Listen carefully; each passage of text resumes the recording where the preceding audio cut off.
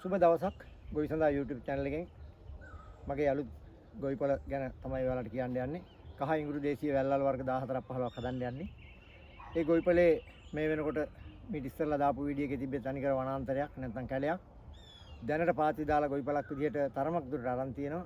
ඒක අපි සංරක්ෂණය කරන්න ඕනේ. සංරක්ෂණය කරන ක්‍රම ඔයාලගේ ගොවිපළක් කාලාන්තරයක් වල් වැහිලා වල් බිහි වෙලා තියෙනකොට ගොවිපළක් බවට පත් කරගන්න අපට අවශ්‍ය වෙනවා මේ පස අනිවාර්යයෙන්ම pH අගය වැඩි කරගන්න.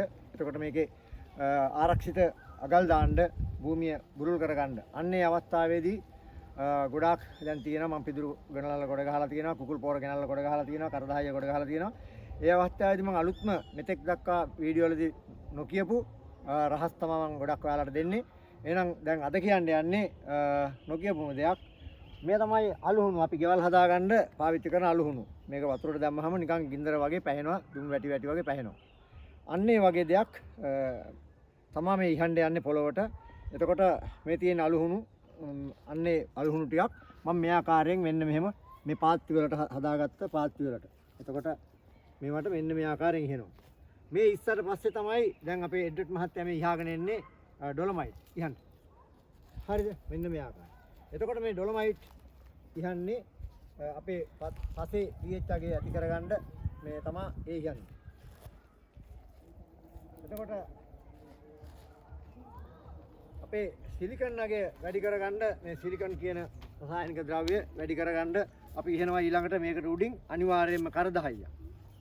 මේ මගේ හිතවත් මිත්‍රයෙක් යුද හමුදාවේ ඉඳලා විශ්‍රාම කළත් අද මේ ඉන්න මට බොහොම සහයෝගයක් දක්වන තව ටිකක් වැඩි වෙන්න දාන්න. හරි දැන් මම කියලා දුන්න අධියර ගණනාවකදී අපි මේ පාති සකස් කරගන්න හැටි ඊට පස්සේ මේකට අපි අලුහුණු ඉහන හැටි ඩොලොමයිට් ඉහන හැටි කරදහය ඉහන හැටි. එහෙනම් මේ තියෙන්නේ සුපිරිම සුපිරි පොහොර තමයි. ආයේ මේවා මගේ හිතවත් ව්‍යාපාරිකයෙක් තමා දෙන්නේ මට උපාලි රණතුංග කියලා අඟුරු වැල්ලේ. මේ තියෙන්නේ තනිකර කුඩු වගේ මේ ලේයර්ස් කුකුල් පොහොර පමණයි මේ ඊළම ඇතුළට ගන්නෙ. බොයිලර්ස්ලාගේ ගන්නෑ. ලේයර්ස්ලා එහෙම තමයි අපි ඉහන්නේ. එතකොට අපි බලමු මේක මෙන්න මේ ආකාරයට හොඳට මෙහෙම භූමියට මේ ආකාරය ඉහෙනවා. හරි ඔහොම ඉහන්න. මේ දැන් යන්නේ මේ පාත්තියට මේ පොර ඉහෙනවා. මෙන්න මේ ආකාරය හොඳට ඉහලා දවස් දෙක තුනක් හොඳට තියන්න ඕන. එතකොට මේ අවුවට වේලිලා වැස්සට තෙමිලා මේක හොඳට මෙන්න මේ ආකාරයෙන් ඉහෙනවා. හරි. දැන් ඔයාලට තේරෙනවා ඇති සමහරලාවට මේ ආකාරයෙන් මේ ගහගෙන යනකොට දැන් සුදු පාට දුඹුරු කළු පාට වුණා. කළු පාට දුඹුරු පාට වුණා. මේ ආකාරයෙන් තමයි අපි ඉහන්නේ. ওই දෙන්න තුන් දෙනා ඇවිල්ලා ඉහන්න ඒක. හරි. එතකොට ඔයාලට පෙන්වන්න යන්නේ මේ ආකාරයෙන්. එතකොට මේ තියෙන්නේ ඔක්කොම ඩොලොමයිට් ගහලා අලුහුණු ගහලා තමයි මේ තියෙන්නේ මේ. එතකොට අර පිදුරු කඳු ගෙනල්ලා කොට ගහලා තියෙන්නේ අපිට ආසාවට පිදුරු ගොඩවල් වල ලගින්න නෙමෙයි. මේ මෙච්චර මහන්සියලා හදපු පාත්ති වල අනිවාර්යයෙන්ම මේවා වැසුම් දාන්න ඕනේ වහිනකොට. වැසුම් දාලා මේ පිදුරු දාලා ඊළඟට පොල්ලතු දාලා අනිවාර්යෙන් වැසුම් දාලා වහන්න ඕනේ. ඒකට තමයි මේ භූමි භාගයම මේ ගොවිපළක් කරන්න යන්නේ. ඔයාලට පෙන්වන්න. ඔයාලටත් මහන්සි වෙන්න පුළුවන්. මහන්සි වුණොත් හස්තිය.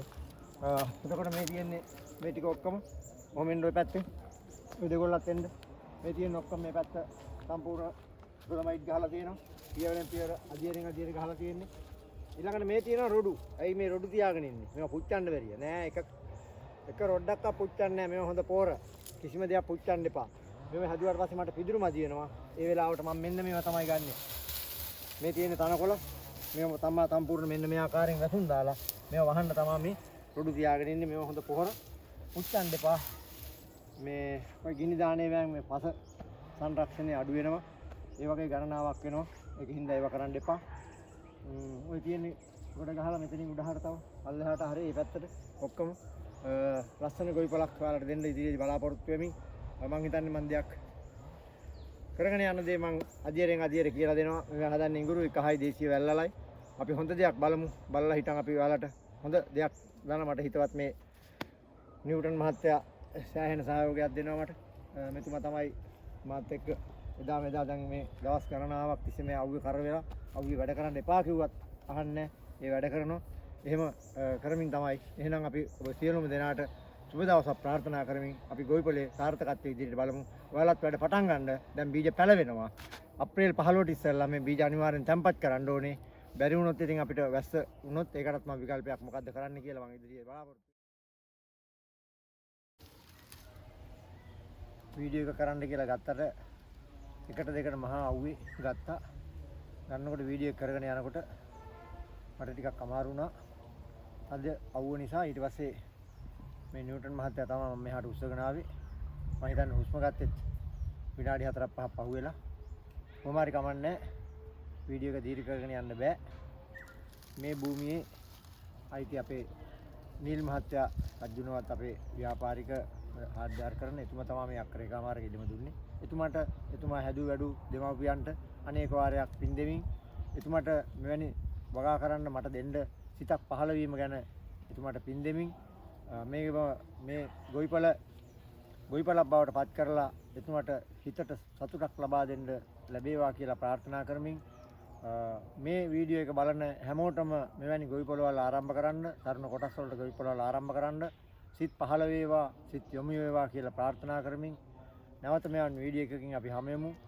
තව ගොඩාක් දේවල් තියෙනවා කියන්න උනත් මහන්සි අමාරුයි අධික රශ්මියත් එක්කලා නේද? නේද මම අමාරුයි නේද? අමාරුයි. ඒකින්ද තමයි මේ වතුර ටිකක් මොනට ඉහළ මේ ගෙනල්ලා මම කලන්තය හදලා වටනහම මම මෙතෙන්ට ගෙනාවේ. එහෙනම් ඔබ සියලුම දෙනාට සුබ ප්‍රාර්ථනා කරමින් අවුරුදු නැවත වීඩියෝ එකකින් හමු වෙමු. ඔබ සියලුම දෙනාට තෙරුවන් සරණයි.